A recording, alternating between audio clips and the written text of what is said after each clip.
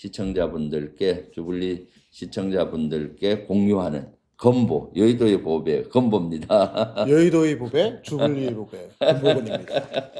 네, 어떻게 벌써 광역단체장 우리 민주당 후보는 거의 다 이제 결정이 된 것 같아요. 맞습니다. 한 군데를 빼고 어떻게 됐죠? 지난 수요일 충남의 박수현 후보 그리고 어제 세종의 조상호 후보가 선출되면서 네. 이제 마지막으로 내일 있을 제주 결과만 남은 상태가 됐습니다. 제주도가 내일 결정이 나나요? 네네. 그래서 총 현재 16곳 중에서 15곳의 후보가 확정된 상태입니다. 네, 그럼 이번 주면은 거의 확정이 될 것 같다. 네, 내일이면 그렇습니다. 다 확정이 되네요. 네네. 예, 이어서 우리 의원님 지역구인 음. 남양주 시장 후보도 이번 주 일요일 날 그 본경선을 치를 예정인데요. 네.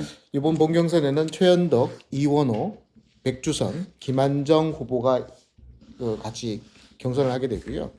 이 경선에서 과반이 없을 경우에는 23일부터 24일간 양일간 결선 투표를 할 예정입니다. 네, 23일에서 24일 다음 주까지네요. 네네. 다음 주 금요일이면 최종 후보가 결정이 될 확률이 있다. 네네, 네 분이 이번 주 토요일, 일요일 날 본경선을 하는데 과반이 없을 경우는 이제 그 1, 2위가 결선에 올라가잖아요. 맞습니다. 1, 2위 두 명을 대상으로 23일, 24일 다음 주 목금에 최종 결선 투표를 한다 이 말씀이죠. 그렇습니다. 근데 의원님 이번 지방선거의 의미를 어떻게 보시나요? 지금 지방에도 계속 다녀오고 그렇죠. 계시는데. 저는 뭐 실제 지방선거의 의미를 경기도지사 출마했을 때부터 줄기차게 이번 지방선거의 성격을 얘기했잖아요. 지방선거는 실제 이재명 정부 성공을 지방 정부가 성공할 수 있는 사람을 뽑는 거다. 네네. 첫 번째가. 네네. 두 번째는 내란 척결하는 네네. 심판 선거다. 네. 내란 동조정당 국민의힘을 완전히 심판하는 심판 선거다라는 거가 하나고요. 그다음 세 번째는 실제 지자체를 민생을 해결하고 지자체를 획기적으로 발전시킬 인물을 뽑는 거다라는 거예요. 네네. 그러면 첫 번째 이재명 정부 정부의 성공을 중앙 정부와 지방 정부가 수레의 두 바퀴처럼 잘 굴러가게 그렇습니다. 하기 위해서는 네. 이재명 대통령의 국정 철학을 가장 잘 이해하는 사람이 돼야 되는 거죠. 그렇습니다. 그러면 그러려면 어떤 인물이 되겠어요? 이재명 대통령 만들기 위해서 같이 노력했던 사람이 그렇죠. 돼야 되는 거잖아요. 네네. 그리고 이재명 대통령과 같이 근무를 했다든가 같이 한 사람이면 더 좋겠죠. 맞습니다. 그래서 저는 사실은 4년 전에 저 같은 사람 같은 경우는 4년 전에 이재명 대통령 대선 나왔을 때 그때도 제가 이재명 캠프에 들어가서 일을 했어요. 그렇습니다. 그때 이낙연 캠프, 뭐 네네. 정세균 캠프 많았잖아요. 네네. 그래서 거기 들어가서 했었고, 그다음 최고위원을 하면서 이재명 대표 옆에서 늘 같이 12.3 내란을 극복하고 대선을 같이 이끌었지 않습니까?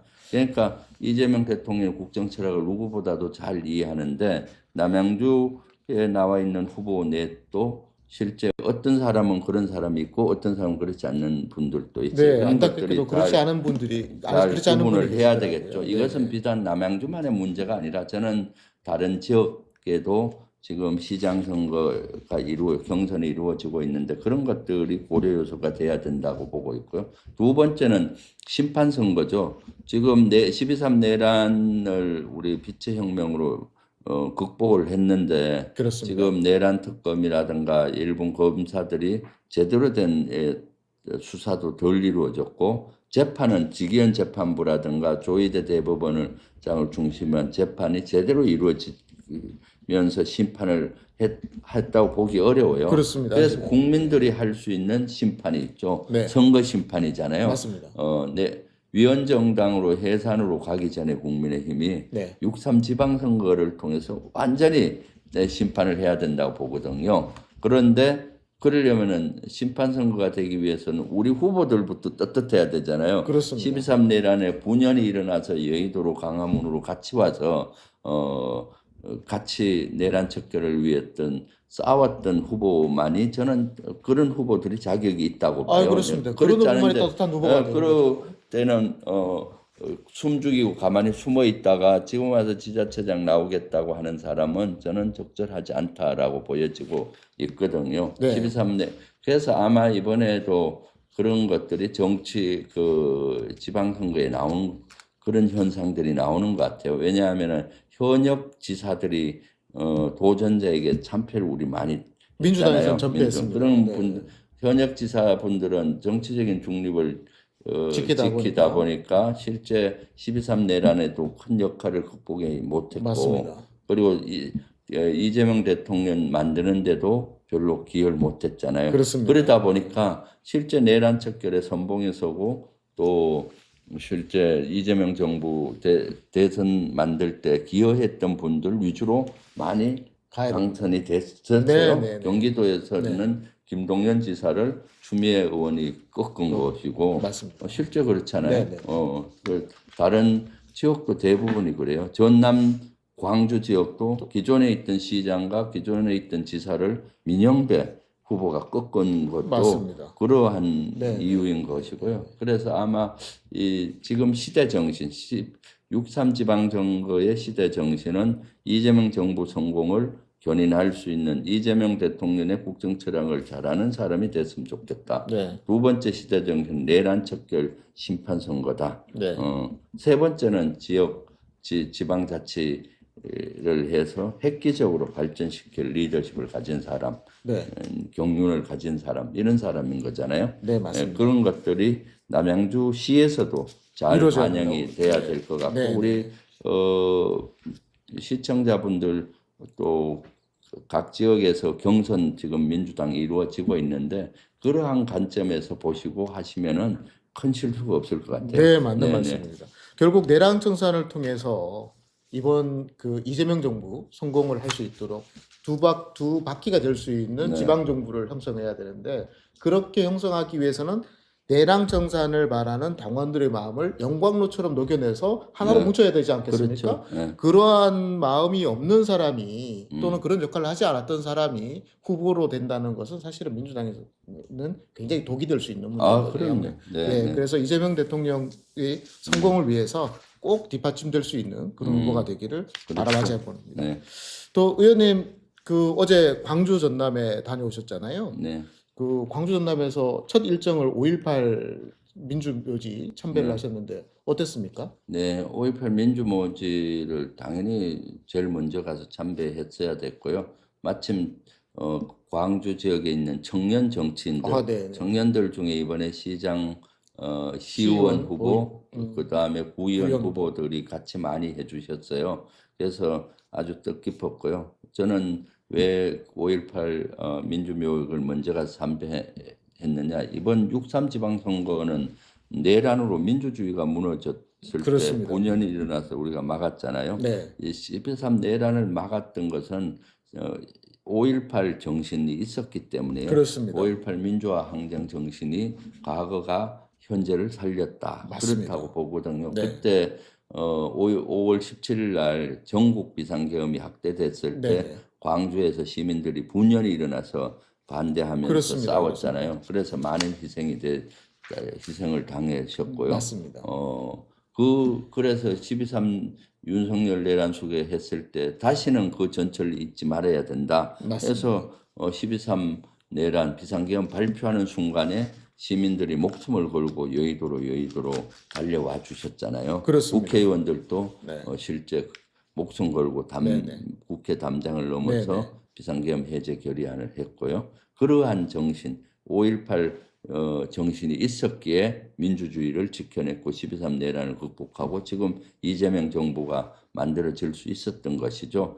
그 시대 정신을 다시 되새기고 6.3 지방선거 승리, 내란 척결, 민주주의 완성 이런 의지를 다시 다지게 됐었고요. 어찌 젊은 우리 정치인들과 그런 자리를 같이 할 수 있어서 너무 좋았어요. 맞습니다. 네네. 그래서 그런지 지역에서 방송 언론에서 네. 굉장히 큰 집중을 가지고 그렇죠. 얘기했는데 특히 5.18 민주묘역 참배 당시에 네. 거기에 참여하셨던 시민들 분 중에 한 분이 아이고 아침에 방송을 먼저 듣고 이렇게 뵙게 돼서 너무 그렇죠. 반갑다 이런 얘기까지 하고 네, 그러셨습니다. 그렇죠. 또 이어서 그 열렸던 방상간담회에서는 네, 그 광주 지역 전체 국회의원과 민영배 후보 모두 네. 참석한 아주 성대하게 네.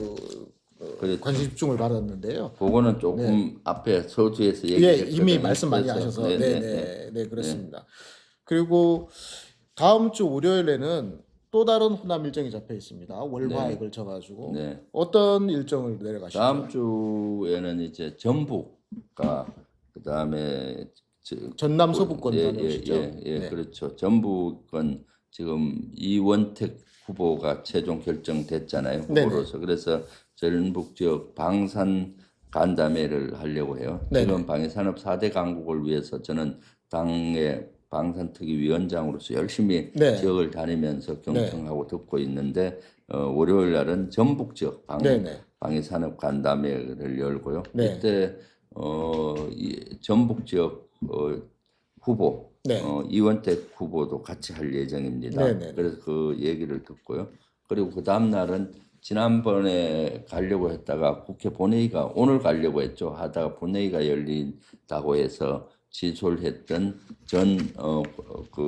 김대중 대통령 생가 네네. 하이도를 한번 네네. 다녀오려고 합니다. 네. 지금은 또 김대중 대통령의 평화 정신 네네. 또 여러 가지 정신이 필요하잖아요. 맞습니다. 그래서 그런 거를 되새기기 위해서 한번 다녀올 예정입니다. 네.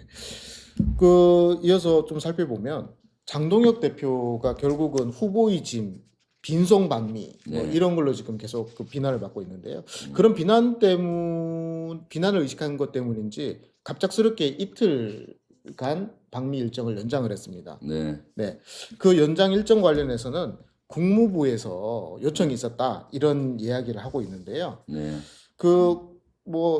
박준태 당대표 비서실장도 국무부에서 요청은 있었지만 벤스 부통령이나 루바우 국무장관 같은 사람들하고 면담 일정 예정돼 있는 것은 아니다. 이렇게 얘기하면서 지금 애초 2박 4일 일정에서 5박 7일, 8박 10일로 연장되고 있는데 그것과 관련해서 전혀 또 연장했어요? 예, 또 연장했습니다. 이 갑작스럽게 속보가 나오면서 네. 그런데도 불구하고 전혀 지금 성과를 못 이뤄내고 있다. 이런 것과 관련해서 당내에 굉장히 큰 그 반발이 일어나고 어떤 있는 것 반발이 같습니다. 당연하죠. 지금 당 대표가 전선을 이탈했잖아요. 그것도 지금 지방선거 50일도 안 남았고 지금 공천도 제대로 다 이루어지지 예. 않고 있는데 국민의힘은 저 방미를 했는데 방미가 아니라 도피라고 지금 그렇죠, 보고 그렇죠. 있잖아요. 네, 네, 맞습니다. 제대로 된 계획 없이 간 것 같아요. 그러다 보니까 사실 당 대표 정도 가면은 부통령이라든가 고위급을 만나서 해야 되는데 또 지금 고위급을 만나서 할 절박한 일은 없어요. 없습니다. 지금 미국도 중동 전쟁하느라고 바빠 죽겠는데 맞습니다. 귀찮을 거예요. 자꾸 아마 그런데 그런 것들이 제대로 성과가 없으니까 어떻게든 하나의 성과라도 내려니까 또 연장을 한 것 같은데. 아니 성과가 한 게 있긴 예, 합니다. 뭐요? 여기 보시게 알겠지만 네. 좀 화보를 한 개 찍었죠. 장동혁 대표하고 김민수 최고위원이 최고위원하고 예. 저기 화보를 한개 워싱턴 찍어가지고 국회의사당 앞에서 네네네. 멋있게 여행하는 장면을 나오네요. 브로맨스 네, 화보를 한 개 찍었다고. 네. 그래서 국민의힘에서는 상당히 네. 그렇죠. 화면에 나오는 장면들이네요. 네, 네, 네. 지금 어떤 반응들인가요, 국민의힘? 아주 네. 격양돼 있고 후보들 이제 지역에서 출마하는 후보자들 같은 경우에는 각자 도생을 해야 된다. 특히 부산 지역, 경기 지역, 서울 지역에서 각각 후보 중심으로 이제 선대위를 각각 차려야 되는 시즌이 왔다. 이렇게 얘기할 정도로 지금 파열음이 일어나고 있는 상황입니다. 네. 특히 송원석 원내대표가 5월에 조기에 원내대표 선출을 해야 되지 않냐 이러면서 지도부 전체 붕괴가 지금 일어나고 있는 시점으로 보여지고요.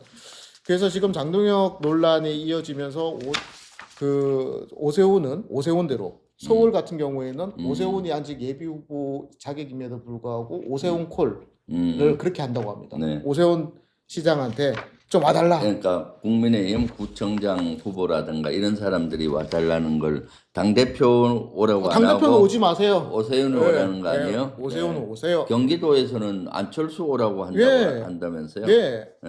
장동혁 오지 말고. 장동혁 오지 말고 오세훈 오세요.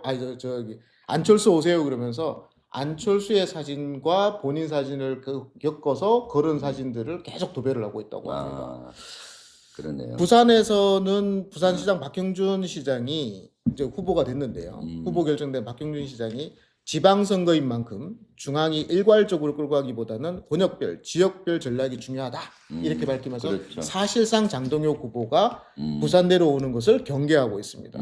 김진태 강원지사도 강원도에 한번 오신다고 하니 제가 직접 쓴소리를 한번 내뱉어 주겠다 아, 이렇게 벼르고 있다고 합니다. 아 그래요. 네.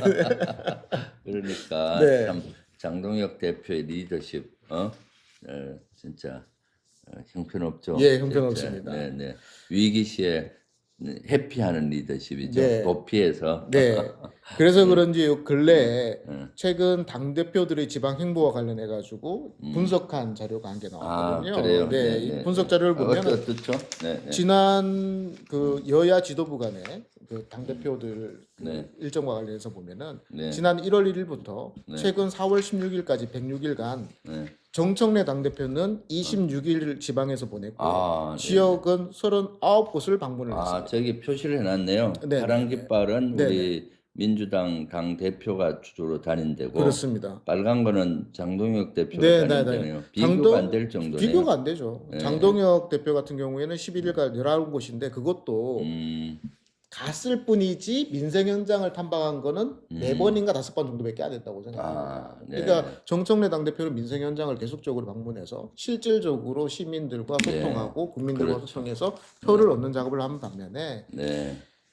장동혁 대표 같은 경우에는 뭐 오지도 못하게 하고 그렇죠. 있지만 실제로 나간다 하더라도 국민들이나 시민과의 소통이 원활하지 않다는 것을 보여주고 있는 사례라고 네. 보여집니다. 그래요. 우리 6.3 지방선거를 위해서 이제부터 서서히 광역자치단체장 민주당 후보는 거의 결정이 됐고, 이번 주말이면은 다음 거의 다 결정이 될 것 같습니다. 그러니까 이제 좀 실제 중심으로, 후보 중심으로 똘똘 뭉쳐야 된다라고 그렇습니다. 보이고 있고요. 그래서 네, 그런지 예, 이제 예, 의원님도 계속 더 많이 지방을 다니실 예, 일정이시잖아요. 그리고 오늘 인재 영입을 보궐선거를 위해서 인재 영입을 했던데 어떤 분을 했나요?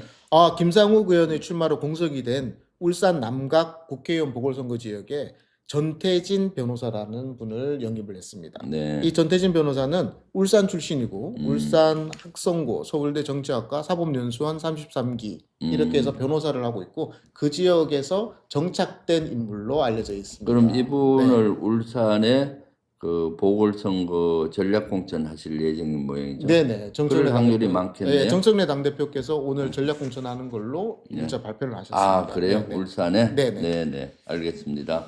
올 그 6.3 지방선거 소식은 요걸로 마치고요. 다음 감사합니다. 이어서 정책 폭파보기 하시죠. 네. 네네. 감사합니다. 네. 6.3 지방선거에 많이 관심